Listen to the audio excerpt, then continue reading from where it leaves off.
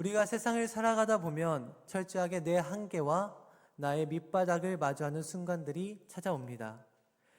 10대 친구들에게는 끝이 보이지 않는 학업과 막막한 진로 앞에서, 청년들은 냉혹한 취업의 문턱과 세상의 비교 앞에서, 그리고 장년 성도님들은 내 마음대로 되지 않는 자녀 양육과 무거운 삶의 짐 앞에서 나는 도저히 못하겠습니다, 내게는 더 이상 일어날 힘이 없습니다 라고 하며 주저앉고 싶을 때가 있습니다.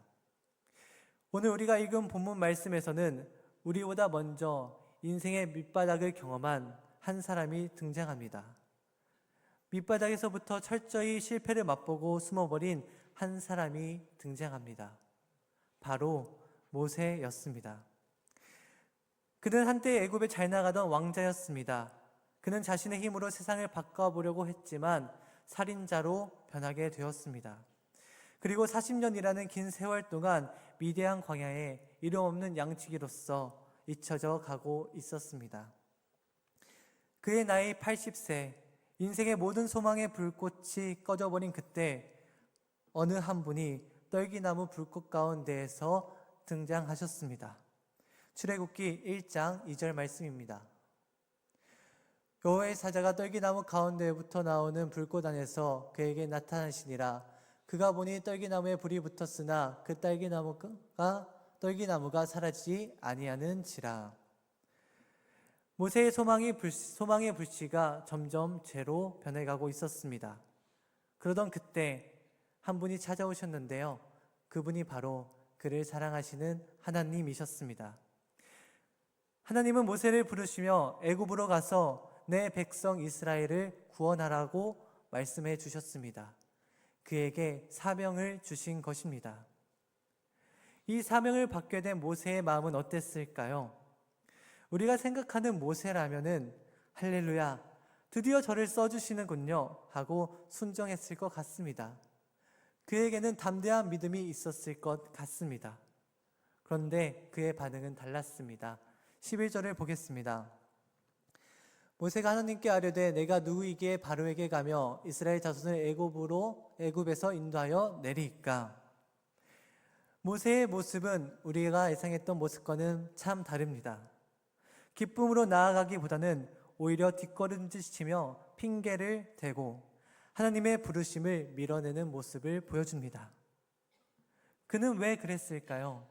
왜냐하면 그에게는 자신의 현재 모습이 굉장히 초라하고 굉장히 남들의 앞에 나아가기에는 너무나도 연약한 모습이었기 때문입니다.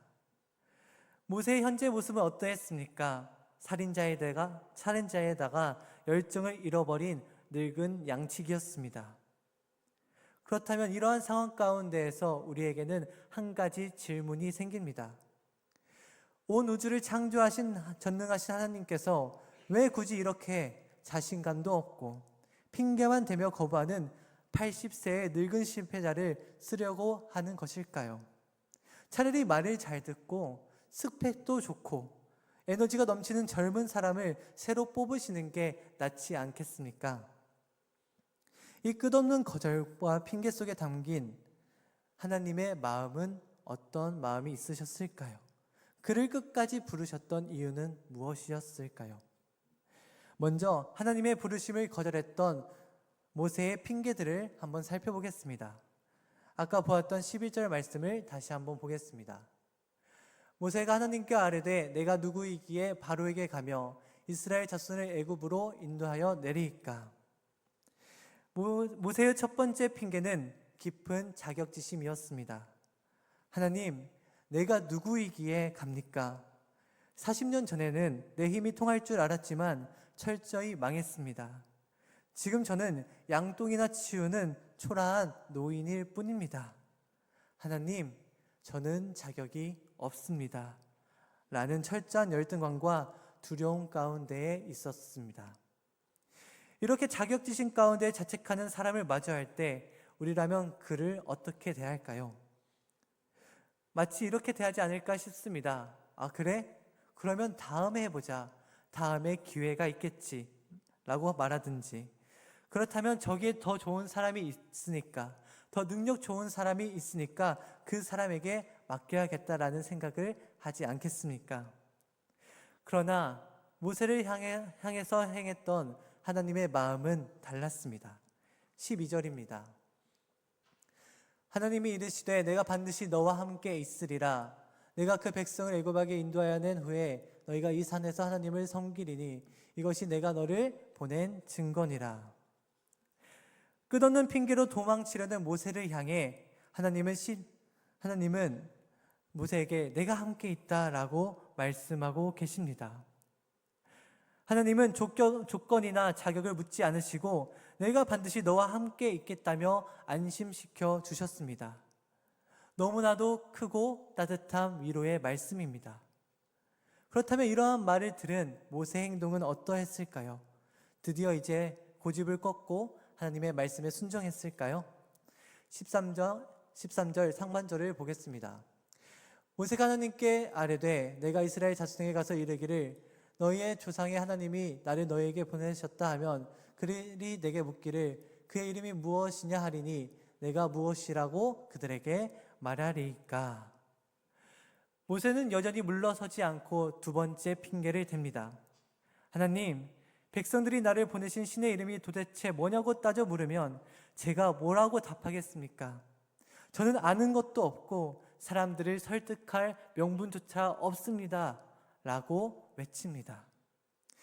모세는 교묘한 질문들을 방패 삼아 어떻게든 이 부담스러운 사명을 벗어나려고 하고 있었던 것입니다.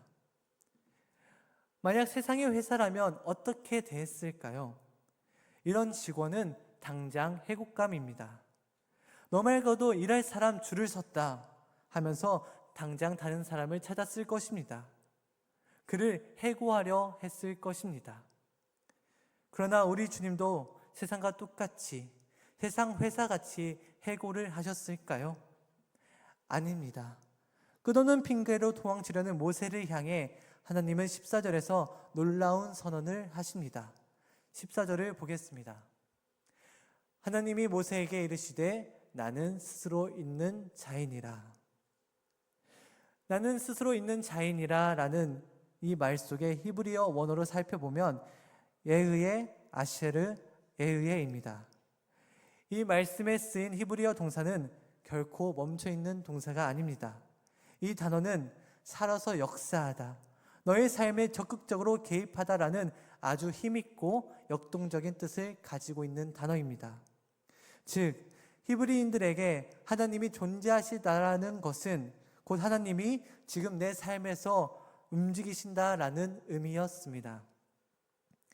이 놀라운 동행의 약속이 진실이라는 것을 보여주는 결정적인 증거가 바로 두 구절 앞인 12절에 숨어 있습니다.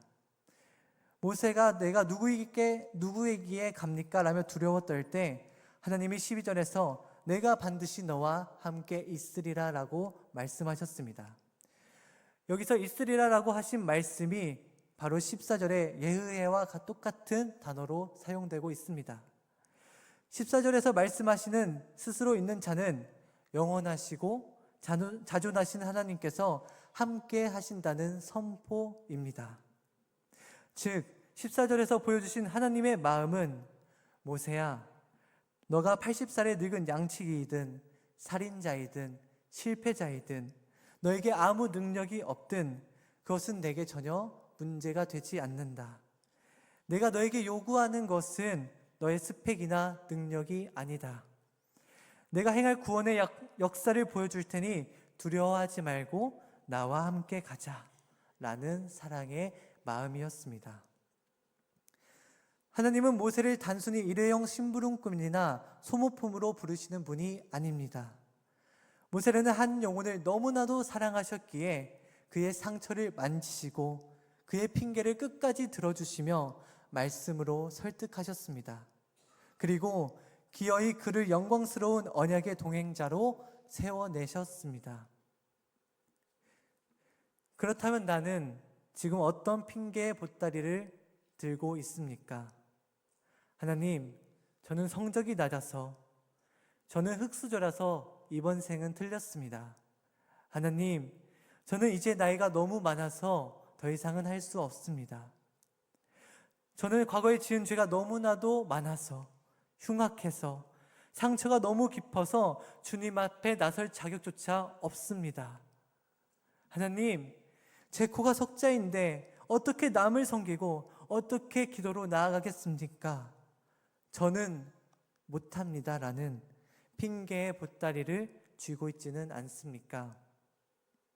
오늘 밤 우리 입술에 맴도는 그 수많은 모세와 같은 핑계들을 나와 동행하시는 하나님 앞에 내려놓기를 간절히 소망합니다. 하나님은 나의 약함과 밑바닥을 이미 다 아시는 분이십니다. 연약한 우리는 우리의 밑바닥을 발견할 때 좌절에 빠지게 됩니다. 하지만 연약한 우리에게 하나님께서는 오히려 너무나 약한 너희를 사용하시겠다고 말씀하셨습니다. 고린도전서 1장 27절입니다. 그러나 하나님께서는 세상의 미련한 것들을 택하사 지혜 있는 자들을 부끄럽게 하려 하시고 세상의 약한 것들을 택하사 강한 것들을 부끄럽게 하려 하시며, 하나님께서는 우리의 연약함을 사용하시는 하나님이십니다. 하나님께서는 우리를 끝까지 사랑하셔서 우리가 철저히 무너질 때에도, 우리가 절망 가운데 있을 때에도, 그 누구도 품어줄 수 없는 상황 가운데 있을 때라도 여전히 우리를 불러주시며 나와 함께 동행하자고 말씀하시는 하나님이십니다. 세상은 스펙이 없고 나이가 많으면 세상 기준으로 보기에 미련해 보인다며 탈락시킵니다. 그러나 우리 하나님은 고린도전서 1장의 말씀처럼 세상의 약한 것들을 통하여 연약한 것들, 미련한 것들을 택하셔서 강한 자들을 부끄럽게 하시는 하나님이십니다. 내 모습이 초라할수록 더욱더 하나님께 나아갈 수 있고 더욱더 하나님을 의지할 수 있기에 나를 쓰시는 하나님의 영광은 더욱 찬란하게 빛날 줄을 믿습니다. 말씀을 맺겠습니다.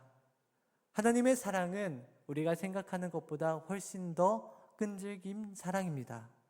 우리가 100번 도망가면 하나님은 101번 찾아오셔서 우리에게 끝까지 구애하십니다. 이 압도적이고 맹목적인 사랑 앞에 두 손 들고 항복하는 것이 우리 인생의 가장 큰 축복이자 참된 승리인 줄을 믿습니다. 오늘 이 밤 나의 연약함이 변하여 하나님의 위대한 영광이 되는 역사가 기도하는 우리 모두에게 일어나기를 간절히 소망합니다. 기도하겠습니다.